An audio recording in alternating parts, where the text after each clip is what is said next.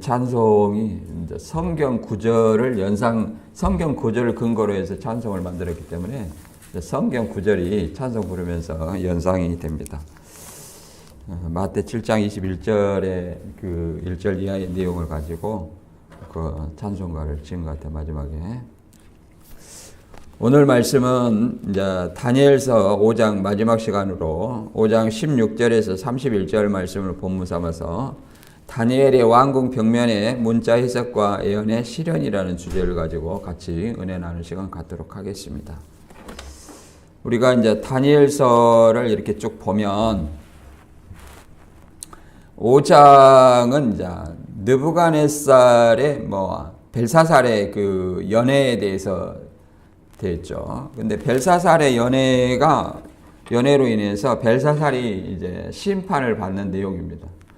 벨사살의 연애로 인해서 왜 심판을 받느냐? 우리가 본문에는 이제 개역 한글이나 개역 개정이나 벨사살의 아버지가 느부갓네살이다 이렇게 기록되고 있지만 여기서 부친이다, 왕비다 이것이 결국은 선대 왕을 의미하는 걸로 우리가 이 앞번에 살펴봤습니다. 다니엘도 오늘 본문에서 선대왕의 그런 어떤 잘못된 것을 보고도 교만하여서 왕이 자리를 빼앗기고 결국은 하나님의 주권을 인정함으로 왕위가 다시 회복되었다. 이런 어떤 내용을 알고도 벨사살은 이제 잔치에 1000명의 어떤 기부인이나 이런 어떤 사람들과 함께 잔치를 배설하고 그 배설한 것까지는 좋았죠. 그런데 하나님의 성전에 그릇을 가지고 술을 마시며 우상을 숭배하고 하나님께 영광을 돌리지 않냐. 이것이 뭐예요? 교만해서 결국은 하나님을 모독하는 어떤 행위로 이어졌고 그로 말미암아 이제 왕궁 벽에 그를 심판하기 위해서 벽에 손글씨로 이렇게 쓰게 되는 내용이 있었습니다. 그것은 뭐냐? 결국은 이제 메네메네 데겔 우바르신이라는 이런 어떤 내용인데 결국은 이것이 벨사살이 끝났다는 것을 설명하고 있습니다. 벨사살이 끝났다 이런 것을 설명하는 어떤 내용이에요. 우리가 이제 이 내용을 우리가 3장에서는 풀무불에 던져진 다니엘의 어떤 세 친구가 나오고 4장에는 느부갓네살의 큰 나무의 환상에 대해서 얘기를 합니다. 이 큰 나무의 환상이 곧 느부갓네살의 어떤 교만과 인간의 교만, 그리고 하나님의 심판 이렇게 교훈을 주는 내용이었습니다. 느부갓네살의 교만으로 인해서 교만이라는 것은 자기에게 주어진 것이 하나님에 의해서 된 것이 아니라 자기가 잘나서 그렇게 된 걸로 인해서 이렇게 교만을 했다는 거예요. 그래서 하나님께서는 그를 심판하시고 7년 동안 사람의 마음을 버리고 들짐승의 마음을 가져서 이제 왕위를 빼앗겼고 그 다음에 하나님의 주권을 깨달았고 하나님을 경배하고 찬양함으로 말미암아 다시 왕위를 회복했다 이렇게 내용이 나옵니다. 그리고 이제 벨사살이 5장이죠. 근데 벨사살이 이제 부친이라는데 우리가 바벨론의 그 왕들을 보면 벨사살의 아버지는 나보니두스예요. 본문에 나오지 않아요. 나보니두스. 근데 이런 어떤 역사적인 배경을 모르면 어떻게 되냐? 벨사살의 아버지는 느부갓네살이다 이렇게 이해를 합니다. 그러나 다른 번역본에 보면 현대인의 성경이나 이런 걸 보면 선왕이라고 이렇게 번역했어요. 부친이 아니라 선왕. 그리고 왕비도 어떻게 되어 있냐면 바로 직접 들어왔잖아요. 왕이 부르지 아니하였는데 직접 들어갈 수 있는 인물은 누구냐? 왕비가 아니라 누구랑 어머니라는 거죠. 왕의 어머니. 그래서 왕의 어머니 또는 태우로 이렇게 번역됩니다. 그래서 역사적 배경을 알지 못하면 단순히 이 벨사살이 얘기하는 내가 이 글자를 해석하면 셋째 치리자로 삼아주겠다 이렇게 얘기했잖아요. 여기서 셋째 치리다도 이해를 못하는 거예요. 그냥 단순히 본문만 역사적 배경을 모르면 느부갓네살, 그 다음에 벨사살, 그 다음에 왕인가 보다 이렇게 생각하는데, 벨사살과 나보니두스 자기 아버지는 10년 동안 공동 통치를 했어요. 그렇기 때문에 셋째 통치자라고 이렇게 얘기하는 거예요. 첫째 통치자는 자기 아버지 나보니두스고, 그 다음에 자기고, 그 다음에 누구예요? 이제 다니엘을 그 총리로 세워준다는 얘기겠죠. 우리가 이런 어떤 사건을 알아야 됩니다. 그래서 철저히 4장과 5장의 내용은 인간의 교만과 하나님의 심판이라는 어떤 이런 교훈으로 이루어져 있습니다. 본문의 내용이 이제 가장 큰 핵심이 벽면의 글자입니다. 글자로 말미암아 심판이 이어지죠. 메네메네 테겔 우바르신, 이것이 이제 메네는 말 그대로 벨사살 왕국이 끝났고, 데겔은 그가 저울에 달려서 부족하고 있음을 나타내며, 베레스는 그의 나라가 메데와 바사 사이에 나누어질 것임을 얘기합니다. 근데 이제 다른 번역본은 베레스라가 아니라고 르바신이라고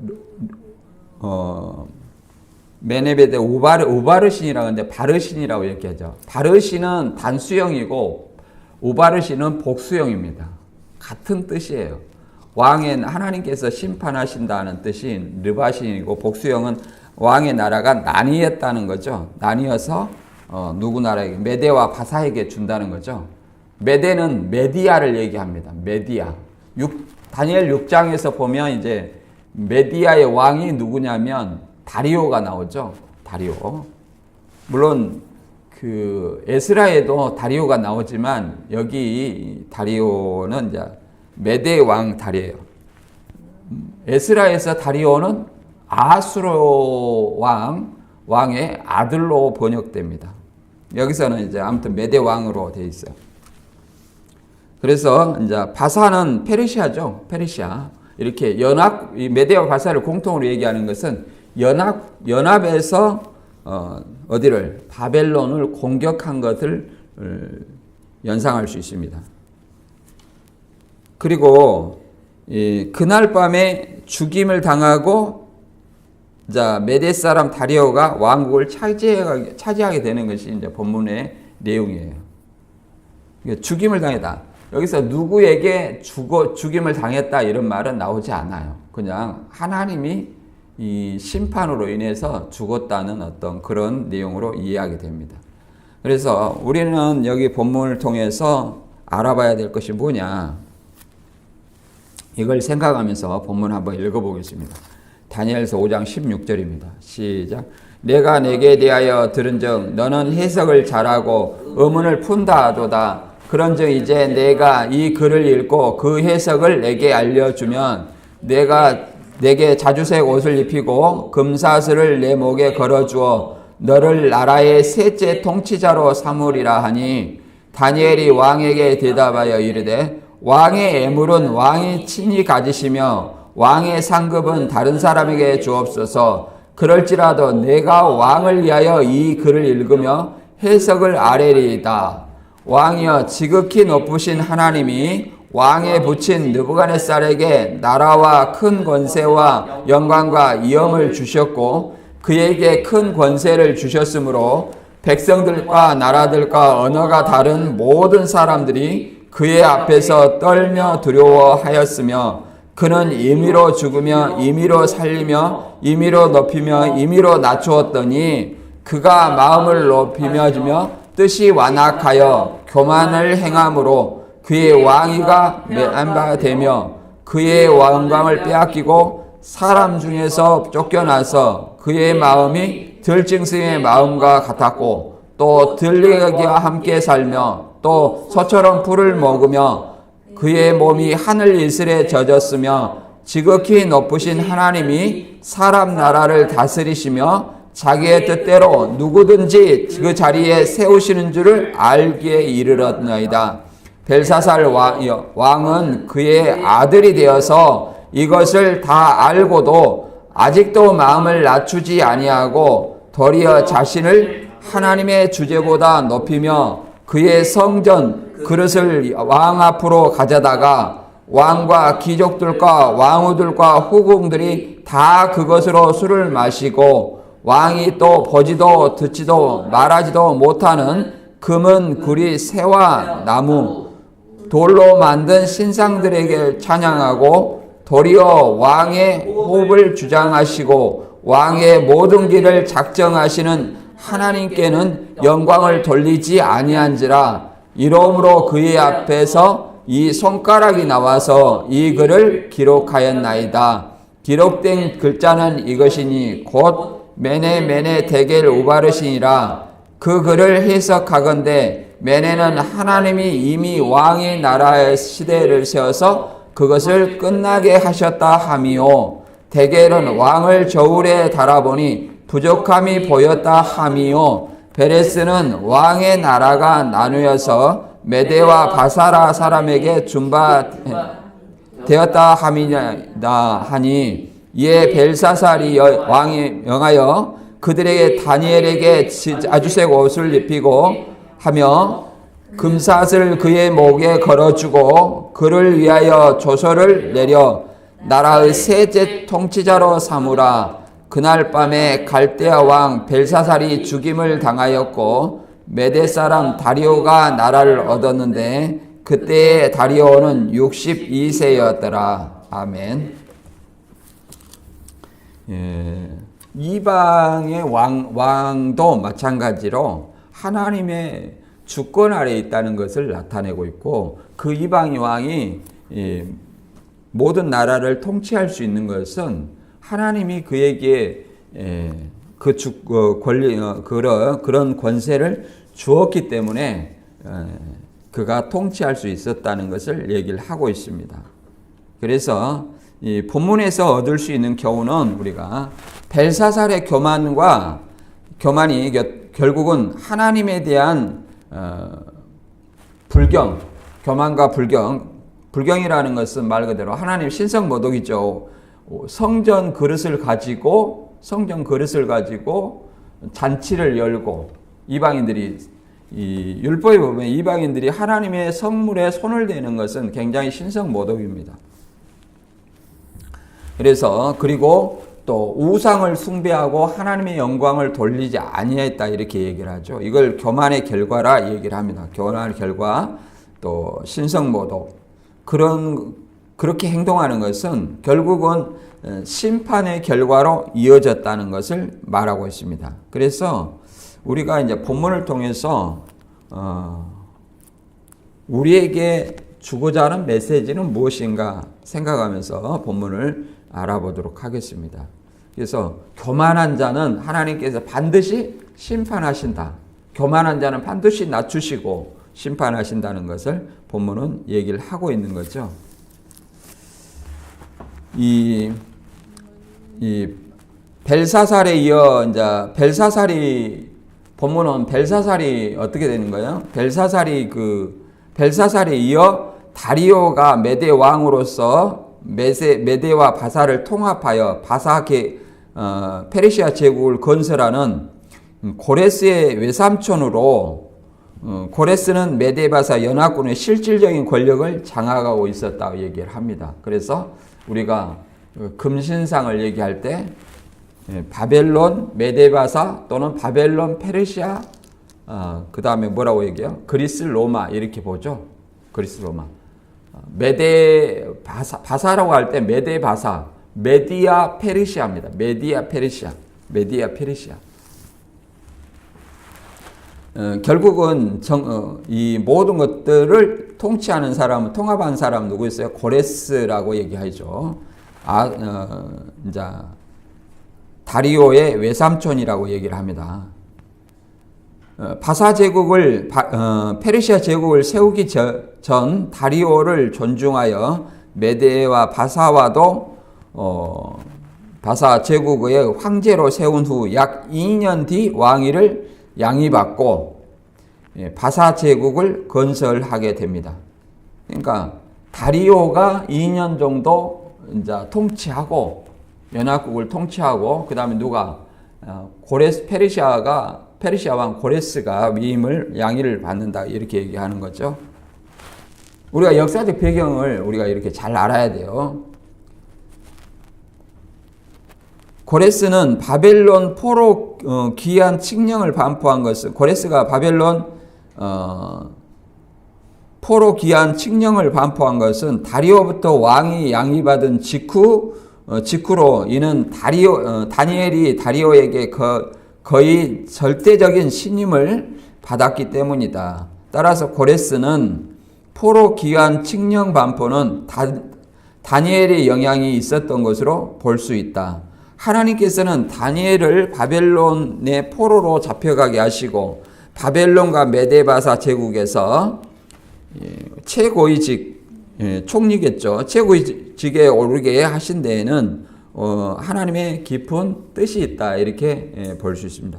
결국은 이 다리오와 그 다음에 고레스는 다니엘을 통해서 하나님의 위대하심을 하나님 모든 어떤 주권을 가지고 계심을 알게 되겠고 또 하나님께서 고레스에게 직접 임하여 바벨론에 사로잡혀 있는 유대 민족을 귀환하라고 명령하십니다. 사실은. 그래서 이 고레스 왕을 이사야 41장 이하에 보면 동방의 의인 또 선한 목자, 기름 부은 자, 이렇게 메시아를 예표하는 인물로 나옵니다. 메시아를 예표하는 인물로. 그것은 실질적으로 유대인에게 구원을 주시는 사람 누구였어요? 하나님이지만 그 일을 행한 사람 누구예요? 하나님이 고레스를 통해서 포로 귀환을 했기 때문에 그렇게 고레스 왕을 그렇게 설명하는 겁니다. 메시아를 예표하는 인물로. 그런 배경 속에서 이제 이 벨사살이 잔치를 하다가 성전 그릇을 가지고 술을 마시고 그다음에 우상에 숭배하고 하나님의 영광을 돌리지 아니함으로 말미암아 이것은 선대 왕인 느부갓네살의 그 교만이 그 심판을 받았음을 보고도 뉘우치지 아니었다. 이 벨사살과 느부갓네살 차이는 그거예요. 그래서 그 글자가 벽면에 손가락이 툭 튀어나와서 이제 글자를 쓰게 됩니다.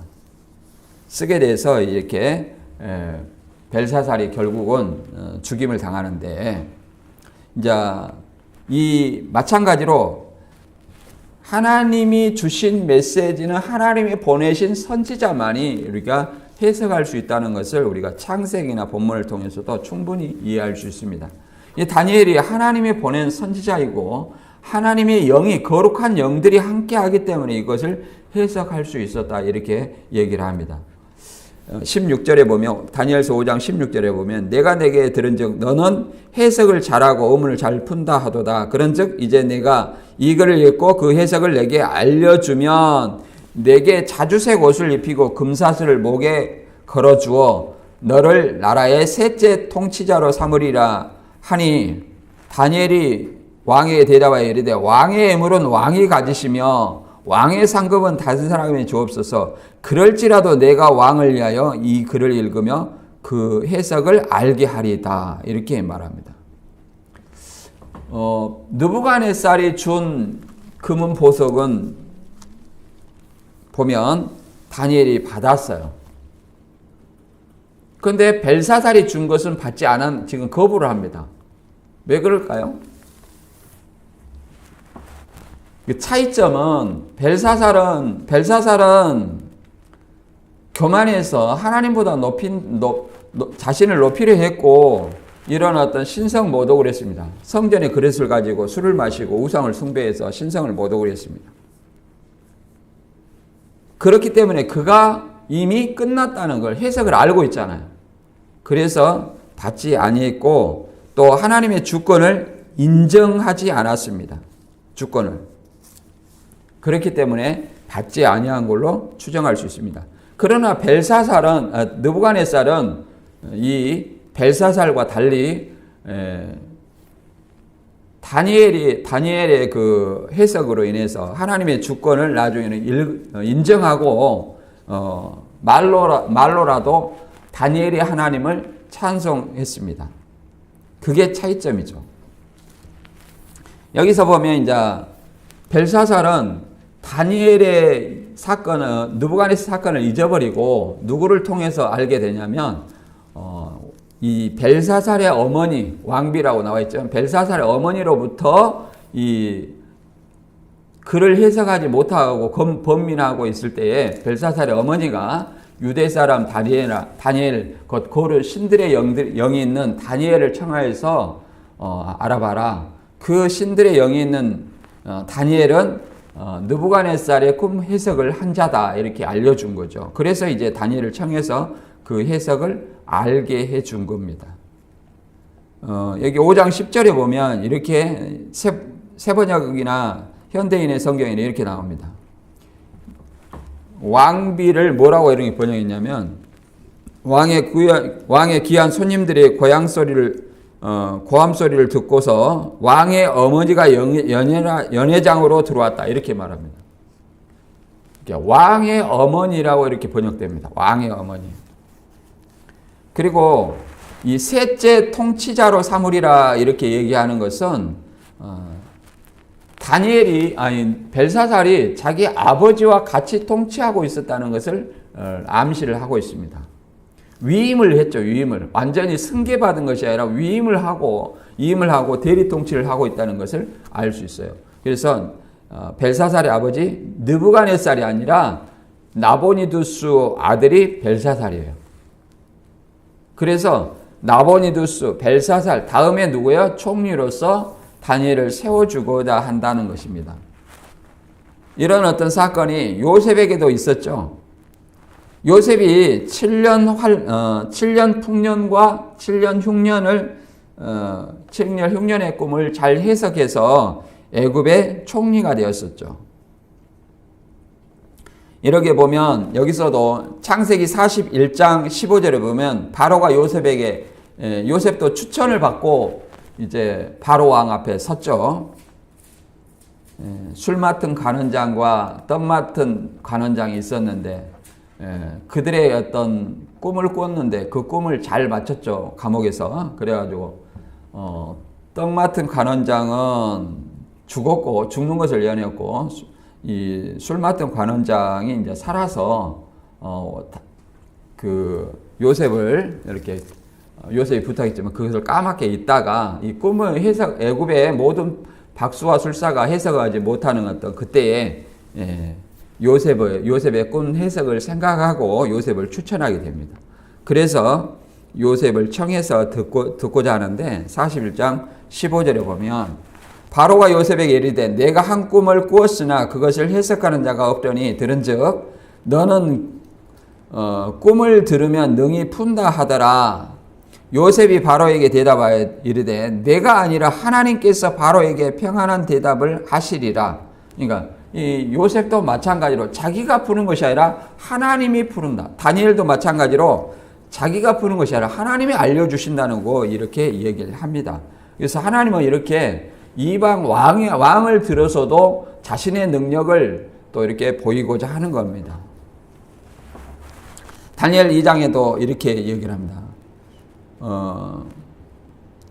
느부갓네살의 얘기가 여기서 나오는데 느부갓네살은 하나님이 모든 주권을 인정하게 됩니다. 46절에 보면 느부갓네살이 엎드려 다니엘에게 절하고 명하여 예물과 향품과 그에게 주게 하니라.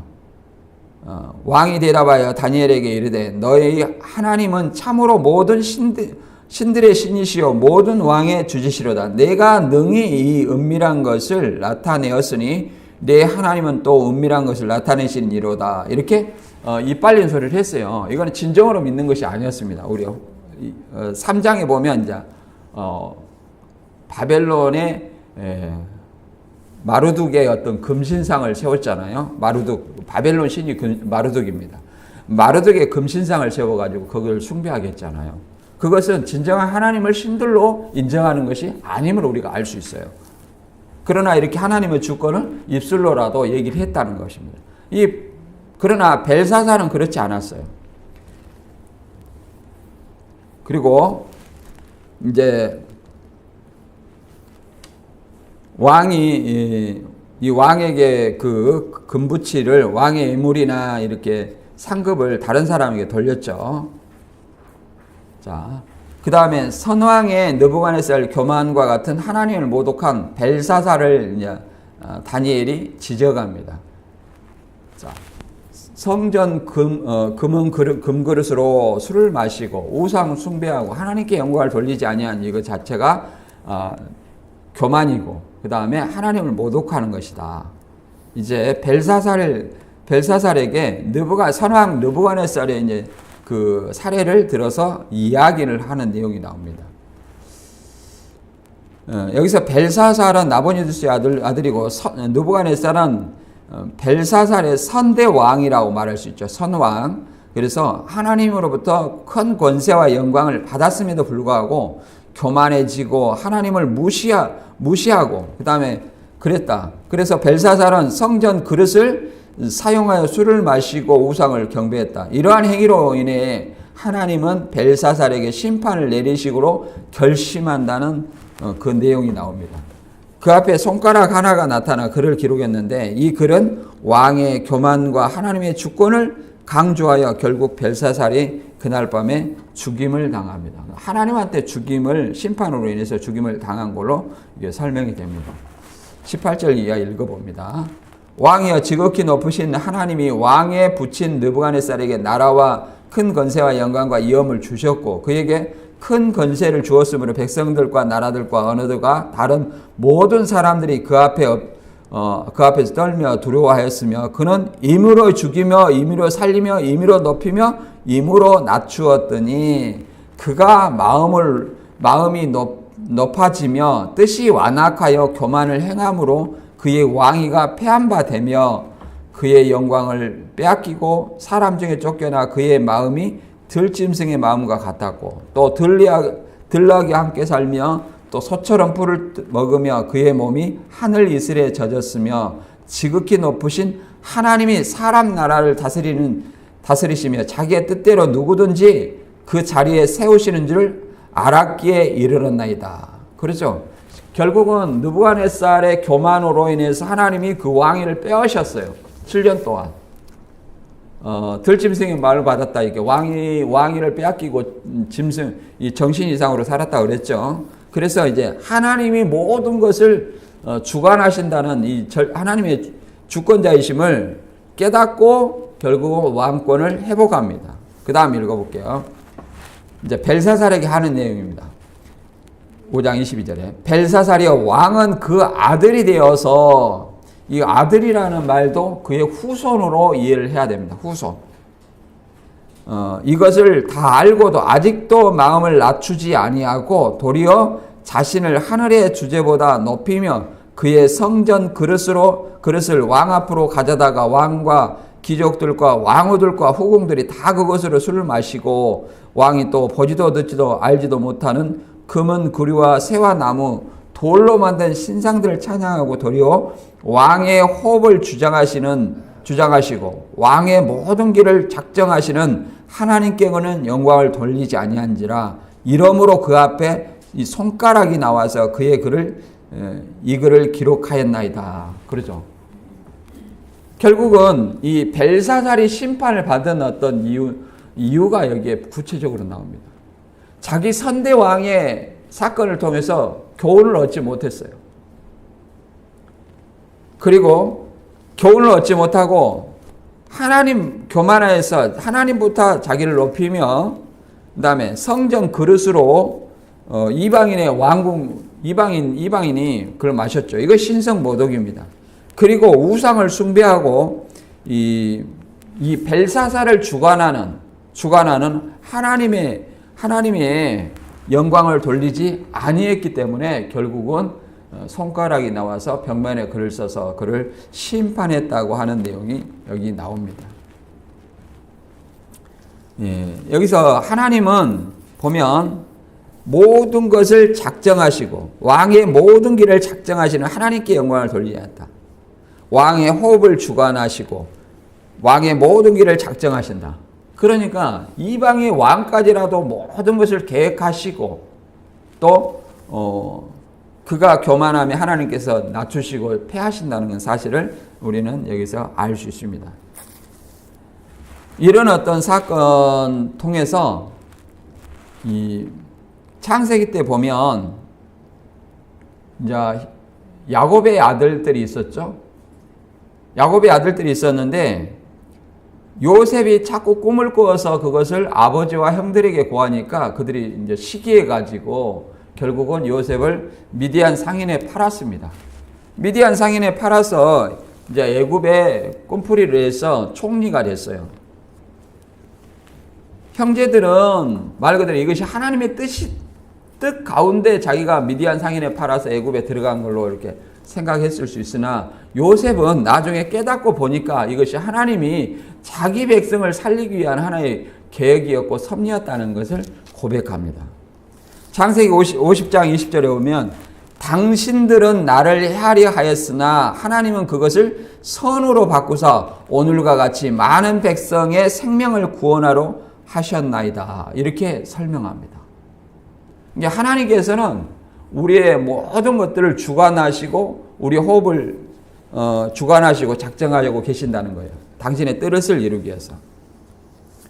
그래서 이 하나님께서는 이 교만한 자를 낮추시기 위해서 우리가 대표적으로 창세기 11장에 보면 바벨탑 사건을 볼 수 있습니다. 최초의 어떤 교만한 사건이죠. 하나님과 우리 벽돌을 쌓아서 하늘에 닿게 하겠다. 그러니까 하나님과 한번 비교보겠다는 얘기죠. 그래서 이것을 그들의 언어를 흩으시고 나누게 하는 겁니다. 이들이 하나 돼 가지고 나중에 이 하나 돼 가지고 하늘에 쌓으면 이들을 더 이상 막을 수 없을 것 같다. 그래서 흩으신 겁니다. 언어를 혼잡하게 한 것이죠. 그래서 그 뜻이 뭐냐면 바벨이에요. 바벨이란 뜻은 혼합하다 이런 어떤 뜻을 가지고 있습니다. 창세기 11장 6절에 보면 이렇게 말하고 있습니다. 여호와께서 이르시되 아무리 한 족속이요 언어도 하나이므로 이 무리가 한 족속이요 언어도 하나이므로 이같이 시작하였으나 이후로는 하고자 하는 일을 막을 수 없으리라. 자, 한 족속 한 언어이므로 그들이 이대로 놔뒀다가는 그들이 하나님을 대적하고 교만에 대적하는 일을 더 이상 막을 수 하나님께 통제 아래 있을 수 없을 것이다. 이렇게 얘기를 합니다.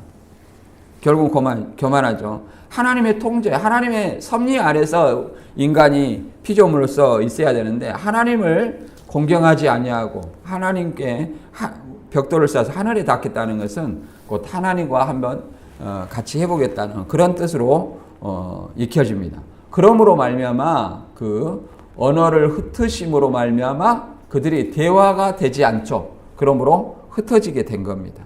이게 바벨탑 사건이에요. 바벨탑 사건은 하나님이 한 족속 하나 언어를 흩으신 사건이지만 이것을 다시 하나로 모으는 사건은 오순절 성령 사건이에요. 오순절 성령 사건은 뭘로 하나 되겠냐면 흩어진 모든 언어를 하나의 복음이라는 언어로 예수님의 어떤 복음이라는 언어로 모든 민족에 전했어요. 그게 하나의 언어로 만든 시작의 사건으로 말할 수 있습니다. 성경은 이렇게 교만한 사람은 반드시 심판받게 되어 있다는 것을 얘기를 하고 있습니다. 우리가 많이 알듯이 잠언서 16장 18절 교만은 패망의 선봉이요 거만한 마음은 넘어짐의 앞잡이니라. 겸손한 자와 함께하여 마음을 낮추는 것이 교만한 자와 함께하여 탈취물을 나누는 것보다 나으니라. 이렇게 얘기를 하고 있습니다. 그래서 교만한 자는 반드시 패망하게 돼 있다. 항상 하나님께서는 겸손한 자를 세우십니다. 시편에도 이렇게 얘기를 합니다. 시편 95편 7절 이하에 보면 우리는 하나님이시여 우리는 그가 기르시는 백성이며 그가 손이 돌보시는 양이기 때문이라. 너희가 오늘 그의 음성을 듣거든 너희는 무리바에서와 같이 또 광야에서 마사에서 지냈던 날과 같이 너희 마음을 완악하게 하지 말지어다. 그때 너희 조상들이 내게 행한 일을 보고서도 나를 시험하고 조사하였도다. 이렇게 얘기를 합니다. 무리바 마사에서 모세가 이제 물을 줄 때 그러잖아요. 모세가 왜 이렇게 했냐면 백성들이 마음이 완악하여져서 모세를 순종하지 아니하고 그 어린 모세에 끼쳐서 모세가 망령되이 말했다고까지 얘기를 합니다. 그래서 이것을 하나님께 순종하지 않는 마음, 교만한 마음을 완악한 마음이라 이렇게 얘기를 합니다. 그런데 조상들에게 한 이런 행동을 보고도 하나님을 시험하고 하나님께 영광을 돌리지 않았다 이렇게 얘기를 합니다. 이것은 헤로데에게도 사도행전 12장을 보면 우리가 이 앞전에도 봤듯이 헤로데에게도 동일한 일입니다. 사람들이 헤로데의 연설을 듣고 신의 말씀이다. 이 사람의 소리가 아니라 신의 말이다. 이렇게 했을 때 하나님께 영광을 돌려야 되는데 영광을 돌리지 아니하므로 하나님의 천사를 통해서 벌레가 먹어 그를 죽게 했다는 것입니다. 그래서 이 말씀을 통해서 바울은 빌립보서의 2장에 이런 말을 하고 있습니다. 아무 일에든지 다툼이나 허영으로 하지 말고 오직 겸손한 마음으로 각자 자기보다 남을 낫게 여기고 각자 자기 일을 돌볼 뿐더러 또한 각기 다른 사람의 일을 돌보아 나의 기쁨을 충만하게 하라 이렇게 말합니다. 오직 교만은 패망이고 심판밖에 돌아올 것이 없다고 이렇게 말합니다. 그러므로 우리는 오직 하나님을 섬기는 하나님의 백성으로서 이런 일을 교훈 삼아서 교만이 아니라 다툼이나 허영으로 하지 말고 오직 겸손한 마음으로 나보다 남을 낫게 여기고 자기 일을 돌아보고 다른 사람 일을 돌아봐 바울의 기쁨을 충만케 하라 이렇게 얘기를 합니다. 내 일도 다 하지 못하는데 남의 일을 이렇게 오지랖 넓히면 안 되고요. 항상 내 자신부터 겸손한 마음으로 나를 살피고 다른 사람을 살펴야 된다. 이렇게 얘기를 합니다. 마태복음에 그런 말 있죠. 내 자신의 들보는 보이지 않고 타인의 눈에 티는 잘 본다고 얘기를 하지 않습니까? 내 자신부터 올바로 서야 된다고 성경은 말합니다. 그래서 다니엘의 문자 해석의 의미가 이제 기록된 글자가 나오는데 5장 25절과 26절에는 기록된 글자는 이것이니 곧 메네멘의 대걸 우바르신 그 글을 해석하건대 메네는 하나님이 이미 왕의 나라의 시대를 세워서 그것을 끝나게 하셨다 함이요 대겔은 왕을 저울에 달아서 보니 부족함이 보였다 함이요 베레스는 왕의 나라가 나뉘어서 메대와 바사 사람에게 준바되었다 함이니이다 하니 이렇게 얘기합니다. 이 우바르신을 뭐라고 말합니까? 베레스라고 얘기했어요. 베레스. 근데 다른 번역본은 바르신 이렇게 됩니다. 바르신. 그래서 메네멘의 대갈 이걸 해석을 그대로 하는 거예요. 메네는 하나님이 이미 왕의 나라 시대에서 끝났다. 벨사살 왕이 다스리는 바벨론이 끝날 것을 설명하는 거예요. 그리고 왕의 행위가 하나님의 보시는 저울에 달아서 보니까 부족하다는 거예요. 부족하다.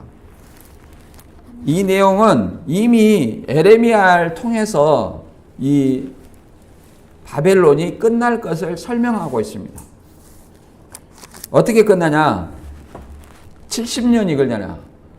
유다 백성이 70년이 마치면 돌아와야 되잖아요. 이 말씀을 이루기 위해서 하나님은 이미 모든 것을 이루시고 계셨습니다. 이 모든 땅이 폐허가 되어 이 예레미야는 지금 유대인들한테 하는 얘기예요. 이 모든 땅이 폐허가 되어 놀랄 일이 될 것이며 이 민족들은 70년 동안 바벨론 왕을 섬기리라. 여호와의 말씀이니라. 70년이 끝나면 내가 바벨론 왕과 그 나라와 갈대인의 땅을 그의 제약으로 말미암아 보라여 영원히 폐허가 되게 하되 이렇게 말합니다. 바벨론 왕과 그 나라 갈대아인의 땅을, 바벨론이죠, 영원히 폐허가 되게 하겠다. 언제가 되면 70년이 되면, 이게 유대인을 바벨론이 포로로 삼아서 70년이 되면 반드시 끝나게 하겠다. 그러면 바벨론 나라를 멸망을 시키고 누구를 통해서 유대인들을 다시 귀환을 해야 되는 거예요. 70년 동안 섬기고 나서. 그렇기 때문에 이 역사를 이루어 오신 거랍니다. 메데와 바사, 곧 페르시아를 통해서 이 바벨론 나라를 무너지게 했다는 사실을 우리가 역사적으로 알 수 있습니다. 하나님을 여기서는 저울로 다 알아보니 부족함이 보였다. 이런 어떤 말씀은 잠언서 24장 12절에 보면 내가 말하기를 나는 그것을 알지 못하였다 할지라도 마음을 저울질하 하시는 이가 어찌 통찰하지 못하시겠으며 내 영혼을 지키시는 이가 어찌 알지 못하시겠느냐. 그가 각 사람 행위대로 보응하시리라. 여기서 마음을 저울질하 하시는 이, 우리 마음을 달아보신다, 이렇게 얘기를 합니다. 그래서 하나님의 어떤 주권, 하나님의 입장에서 우리 영혼을 살피시고 우리를 저울질하신다는 이런 얘기죠. 그래서 각 그 행위가 하나님의 보시기에 합당한지 합당하지 않는지 이걸 판단하신다는 것으로 우리가 이해를 해볼 수 있습니다.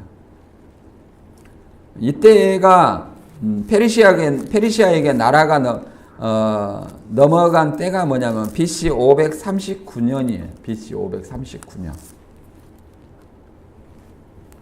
그래서 이제 이 벨사살이 이제 죽고 넘어가게 되죠. 벨사살은 자기의 죽을 것을 알지 못하고 다니엘을 향한 다니엘에게 포상을 해준다고 얘기를 합니다. 그러나 그 즉시 죽게 되죠. 그때가 그때 다리오가 62세였다. 다리오가 이 나라를 넘겨받았죠. 다니엘 5장 29절에 이에 벨사살이 명하여 그들이 다니엘에게 자주색 옷을 입히게 하며 금사슬을 그의 목에 걸어주고 그를 위하여 조서를 내려 나라의 셋째 통치자로 삼으니라. 그날 밤에 갈대아 왕 벨사살이 죽임을 당하였고 메대 사람 다리오가 나라를 얻었는데 그때의 다리오는 62세였더라.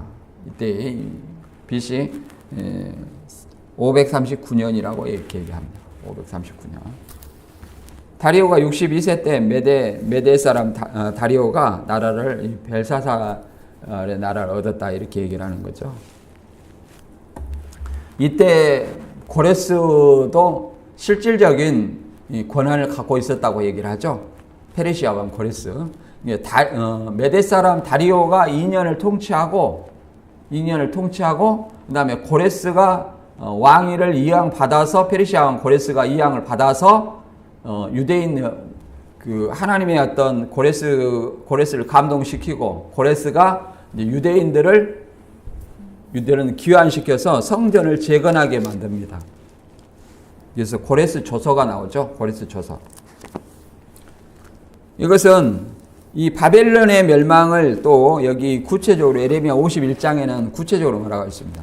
여호와께서 말씀하신다. 내가 멸망의 바람을 일으켜 바빌로니와 그 백성을 치고 또 외국인들을 바빌로니아에 보내 그 땅을 키질하여 황폐하게 할 것이니 재앙의 날에 그들이 사방에서 바빌로니아를 공격할 것이다. 이렇게 얘기를 하고 있죠. 이 바벨론의 멸망을 이미 예레미야는 예언해 놨어요. 11절에 너희는 화살촉을 걸고 방패를 들어라. 여호와께서 바빌로니아를 멸망시키려고 메디아 왕들의 마음을 자극하였나니 이것은 성전을 파괴할 자들에 대한 여호와의 보복이니라. 예루살렘 성전을 바벨론이 BC 586년에 멸망을 시켰잖아요. 1차, 2차, 3차를 통해서 완전히 멸망을 시켰어요. 하나님의 이 성경에 보면 하나님의 백성이 범죄하면 반드시 그 심판을 해요. 누구를 들어서 심판하냐면 이방을 채찍질 삼아서 당신의 백성을 심판합니다. 그렇다고 해서 이방을 그대로 놔두냐? 그렇지 않아요. 당신의 백성을 하나님 섭리 안에서 채찍으로 삼았지만 그 나라도 반드시 하나님의 백성을 이렇게 멸망을 시켰기 때문에 반드시 징계를 하시고 심판하십니다.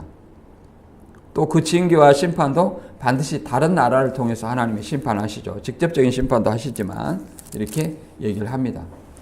그리고 여기서 이제 바벨론하고 계시록 18장 바벨론하고는 좀 의미가 다릅니다. 계시록 18장 2절과 3절에 보면 힘센 음성으로 외쳐 이르되 무너졌다 무너졌다 큰 성 바벨론이여 귀신의 초소와 각종 더러운 영이 모이는 곳과 각종 더럽고 가증한 새들이 모이는 곳이 되었도다.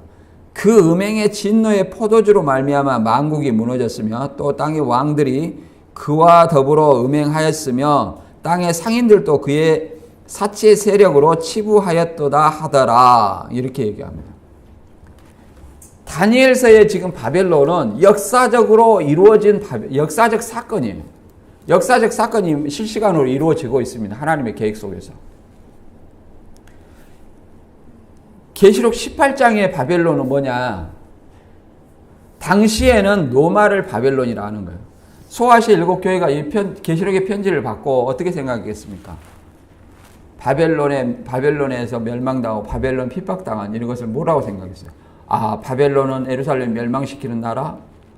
그러면 현재 우리 교회를 박해하고 있는 나라는 어디냐? 노마를 바벨론이라 했구나. 이걸 금방 알 수 있습니다. 그래서 오늘날에는 이 바벨론이 뭐예요? 불신자의 세상, 교회 외의 불신자의 세상을 바벨론이라고 이해를 할 수 있습니다. 이것이 이 18장 8절에는 그러므로 하루 동안에 그 재앙들이 이르리니 곧 사망과 애통과 흉년이라 그가 또한 불에 살라지리니 그를 심판하시는 주 하나님은 강하신 자임이라. 이 불심판이 이제 신천지에서는 문자적인 불심판이라고 얘기를 하고 있어요. 문자적인 불심판은 뭐냐? 핵폭탄이 있죠. 핵폭탄. 그러니까 문자적으로 본 사람들은 항상 전쟁 나면 야, 드디어 주님이 오시는구나. 이렇게 생각하는 거예요. 그러나 여기는 문자적인 어떤 불심판이 아니라 이만희 씨가 감옥 갔다 오더니 이걸 문자적인 불심판으로 말을 바꾼 거예요. 19장에 혼인잔치를 했다가 그걸 취소시켜버린 거예요. 쉽게 말해서 결혼식장을 잡아놓고 결혼하려고 준비했다가 예식장 취소다. 이렇게 얘기를 하는 겁니다. 자기 감옥 갔다 오더니. 그래서 17장까지 이루어졌고 아직 18장은 불심판, 문자적인 불심판이 안 이루어졌기 때문에 이건 좀 대기해야 된다. 이거 이루어져야 된다. 이렇게 말을 바꾼 겁니다. 그러나 14장에도 나와 있고 16장에서 18장까지 바벨론, 그 다음에 19장에 이제 아마겟돈, 예수님이 재림으로 말미암아 아마겟돈을 심판하죠. 그러므로 말미암아 21장에 혼인이 이루어집니다. 항상 하나님은 하나님은 심판과 구원이에요. 재림하심으로 심판과 구원. 그 심판을 불로 표현하고 있습니다. 이것을 마태복음 13장 39절부터 43절에 읽어보면 씨 뿌리는 비유의 해석에서 잘 나타내고 있습니다. 가라지를 뿌리는 원수는 마귀요 추수 때는 세상 끝이요 추수꾼들은 천사들이니 그런즉 가라지를 거두어 불에 사른 것 같이 세상 끝에도 그러하리라. 그렇죠? 세상 끝은 언제냐? 예수님이 재림하시는 때가 세상 끝이에요. 예수님이 재림하시면 세상 끝이에요. 그러면 불신자들은 세상은 어떻게 된다는 거예요? 불사름이 되어서 끝난다는 것을 알 수 있습니다. 41절 인자가 그 천사들을 보내리니 그들이 그 나라에서 모든 넘어지게 하는 것과 또 불법을 행하는 자들을 거두어내어 풀무불에 던져 넣으리니 거기서 울며 이를 갈며 있으리라. 그때 의인들은 자기 아버지 나라에서 해와 같이 빛나리라. 귀 있는 자는 들으라. 이렇게 얘기를 합니다. 그래서 여기서도 풀무불에 던져지는 사람이 있고 아버지 나라에서 해와 같이 빛나는 의인들이 있다고 얘기를 합니다. 이렇게 심판과 구원이에요. 계시록 18장도 18장 있고 한참 있다가 19장 있고 뭐 이런 신천지식의 논리가 아니에요.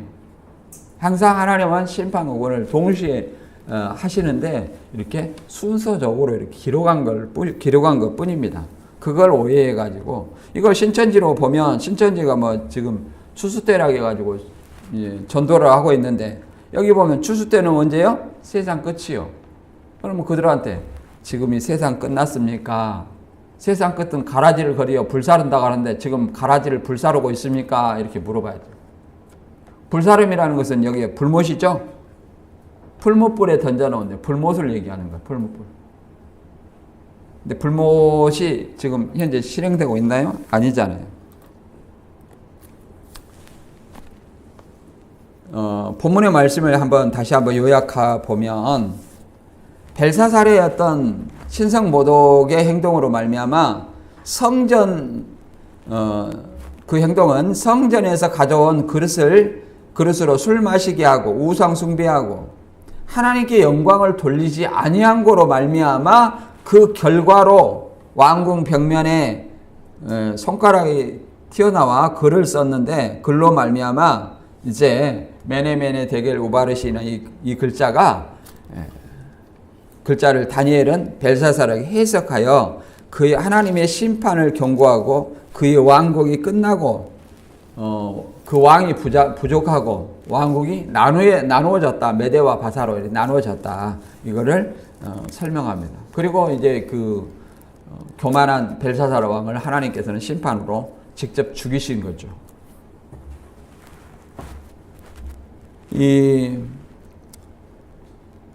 이런 어떤 여기서 우리가 얻을 수 있는 교훈은 느부갓네살에 주신 어떤 교훈과 마찬가지입니다.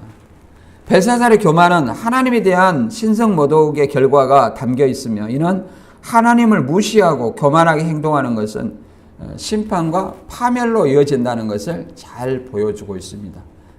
그래서 하나님 앞에서는 늘 겸손하고 하나님을 경외하는 것이 지혜라고 얘기합니다.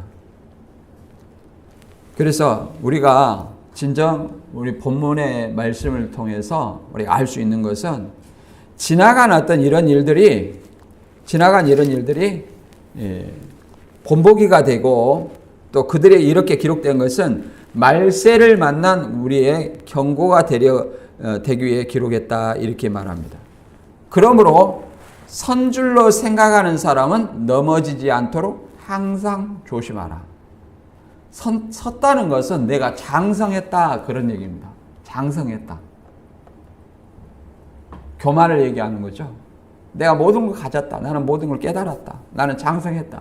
이렇게 생각하는 사람 항상 주의해야 된다 이렇게 말합니다. 이 성경은 우리가 말세를 살아가는 우리에게 이런 어떤 말씀은 이러한 벨사살처럼 느부갓네살처럼 교만한 사람은 심판받아 반드시 패망하게 돼 있다. 이것을 우리에게 교훈으로 주고자 이런 어떤 말씀을 우리가 상고할 수 있습니다. 따라서 여러분이 늘 교만보다 겸손한 마음으로 나보다 남을 낮게 여기고 하나님의 뜻이 무엇인지 분별하고 또 우리 자신을 하나님께 산 제사로 드릴 수 있는 저와 여러분이 되시길 주님의 이름으로 축원합니다.